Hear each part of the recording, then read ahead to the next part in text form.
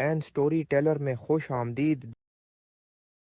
हज़रत दाऊद अलैहिस्सलाम के ज़माने में एक शख्स हमेशा ये दुआ किया करता था कि अल्लाही मुझे बग़ैर मेहनत मशक्क़त के रोज़ी अता कर। जब तूने मुझे काहल और नाकारा पैदा किया है तो मेरी मिसाल अन गधों की है जिनकी पीठ ज़ख्मी हो और उन पर घोड़ों और ऊँटों का बोझ न लादा जा सके। तो रज़्ज़ाक़ और रहीम है और मुझ जैसे काहलों और राहत है, पसंदों को भी किसी न किसी तरीक़े से रोज़ी देता है।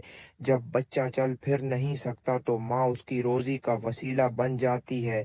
इसी तरह मैं रोज़ी कमाने के लिए मेहनत नहीं कर सकता, तो दस्त गैब से मुझे रोज़ी अता कर। लोग उसकी दुआ सुनते थे और हंसते थे कि ये अहमक और बेशऊर कैसी दुआ मांगता है, शायद उसने भंग पी रखी है। रोज़ी के हुसूल के लिए तो मेहनत करना शर्त है, इसके खिलाफ होना तो बायद क़ियास है। हज़रत दाऊद हमारे बादशाह और खुदा के रसूल हैं।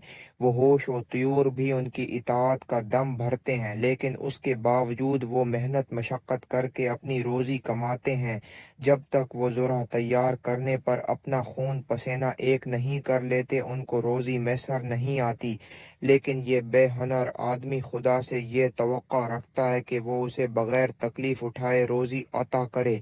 भला आसमान पर कोई बग़ैर सीढ़ी के भी चढ़ सकता है? उस अहमक की मिसाल तो ऐसी है कि कोई शख्स खाली थैले से पनीर तलाश करे। वो शख्स लोगों की बातें सुनता था लेकिन अपनी दुआ से बाज न आता था। आखिर उस धन के पक्के की मुराद बर आई। एक दिन वो बड़े खुशुआ व खुजुआ से दुआ में मशगूल था कि एक गाय ने सेंग मार कर उसके घर का दरवाज़ा तोड़ दिया और अंदर घुस आई। इस शख्स ने उठकर फौरा उस गाय के पांव बांध दिए और उसके गले पर छरी फेर दी। फिर उसको कसाब के पास ले गया ताकि उसकी खाल उतार ले। गाय के मालिक को पता चला तो वो दहाई देता आया कि अरे जालिम, ये तूने किया क्या? मेरी गाय रास्ता भूल कर तेरे पंजे में आ फंसी और तूने बेदरीग उसके गले पर छरी फेर दी। उस सेना जोरी का तुझे अदालत में जवाब देना होगा। उसने कहा कि मैं बरसों से दुआ मांगा करता था कि अल्लाह ताली मुझे बेमेहनत रोजी अता करे। खुदा ने आज मेरी सुन ली और उसने ये गाय मेरे घर भेज दी। मैंने उसको ज़ब्ह कर डाला क्योंकि ये मेरा रिज़्क था। गाय का मालिक उसका जवाब सुनकर आग बगोला हो गया। उसको गरीबान से पकड़कर 3-4 घूंसे लगाए और कहा कि ए मुकार जालिम, मेरे साथ दाऊद नबी की अदालत में चल, वहां तुझे मालूम हो जाएगा कि पुराए माल को हड़प करने का क्या अंजाम होता है। इस शख्स ने कहा कि जो तेरे जी में आए कर, मुझे तो यकीन है बारगाह अलही में मेरी दुआ कबूल हो गई है। गाय के मालिक ने जोर जोर से चलाना शुरू कर दिया कि ए मुसलमानों, जरा उसकी बकवास सुनो।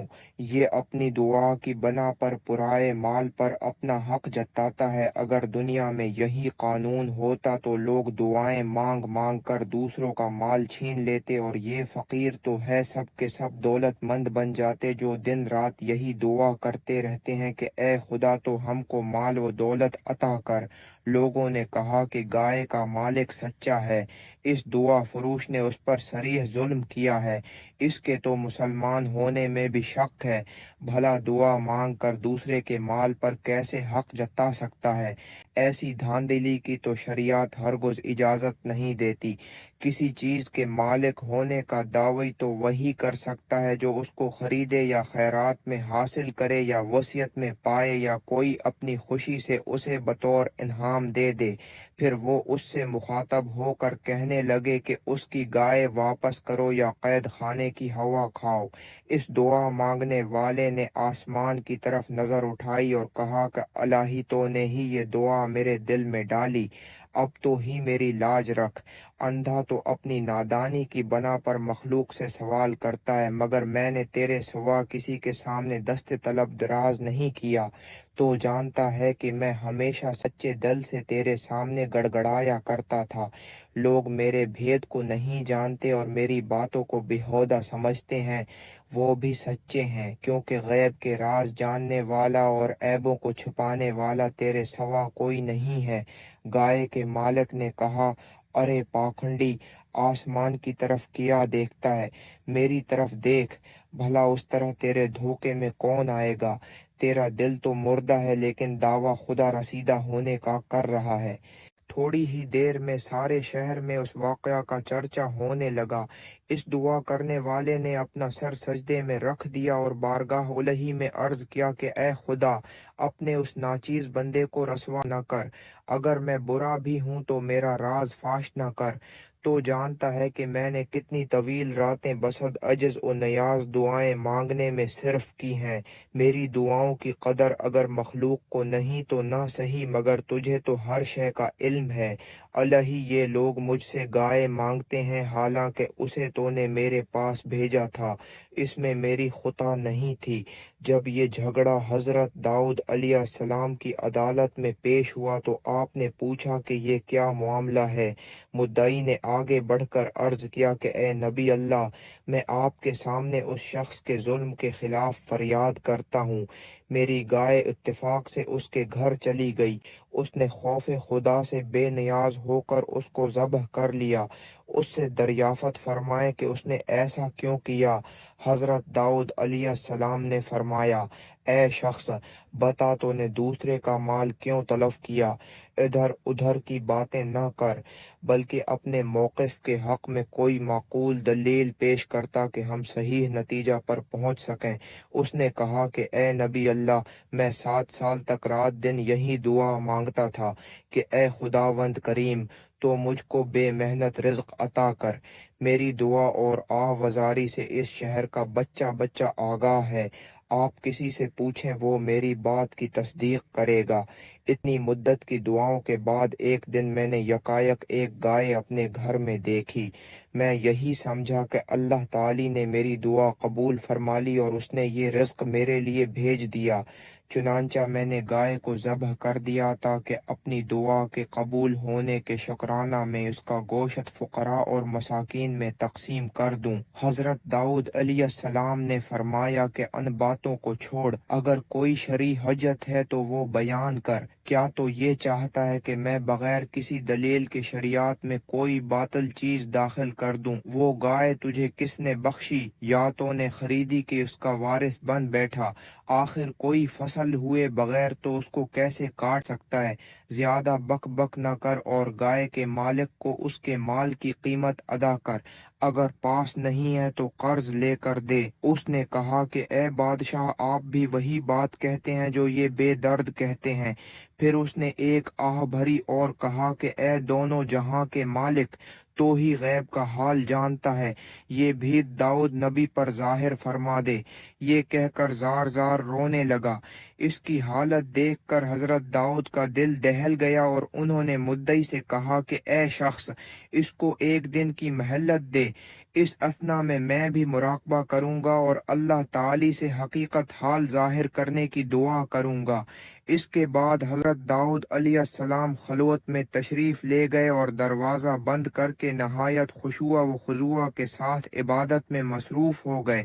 حق تعالی نے ان کو اپنے بھید سے آگاہ کر دیا اور وہ صحیح نتیجے پر پہنچ گئے۔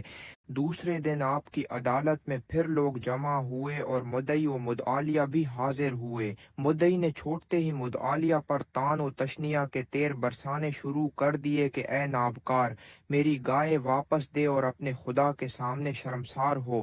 پیغمبر حق کے عہد میں ایسا صریح ظلم کرتے ہوئے تجھے شرم نہ آئی کہ دوسرے کی گائے مار کر کھا گیا؟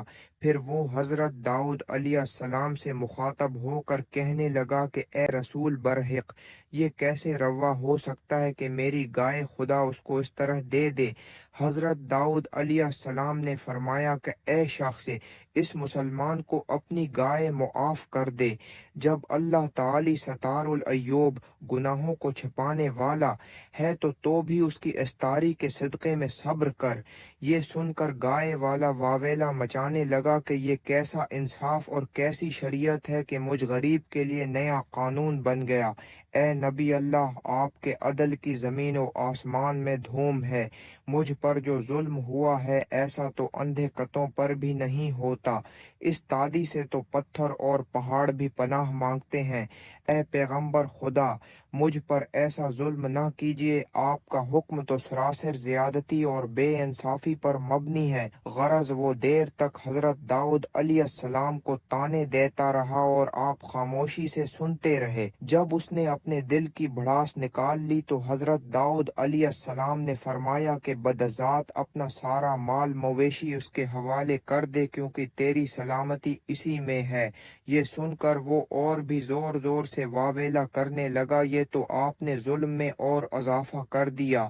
حضرت داؤد علیہ السلام نے اسے اپنے قریب بلا کر فرمایا کہ ارے بدبخت، اب بھی اپنے گریبان میں منع ڈال کر دیکھ اور اس شور و غل سے باز آ جا، اگر تو باز نہیں آتا تو تیرے گھر والے اس کے غلام بنا دیے جائیں گے۔ یہ سن کر وہ دونوں ہاتھوں سے اپنا سینہ کوٹنے لگا اور سر پر خاک ڈالنے لگا۔ لوگوں کو حقیقت حال کا علم نہ تھا، ان کو اس پر بڑا ترس آیا اور انہوں نے حضرت داؤد علیہ السلام سے عرض کیا کہ اے نبی اللہ، آپ کا حکم بظاہر انصاف سے بعید معلوم ہوتا ہے، اس راہ شفقت اس پر نظر ثانی فرمائیے۔ حضرت داؤد نے فرمایا کہ دوستو، اب وقت آ گیا ہے کہ تم کو اصل واقعات کا علم ہو جائے۔ سب لوگ میرے ساتھ دریا کے کنارے فلاں جنگل میں چلو، وہاں ایک بہت تناور اور گھنا درخت ہے، مجھے اس کی جڑ سے انسانی خون کی بو آتی ہے۔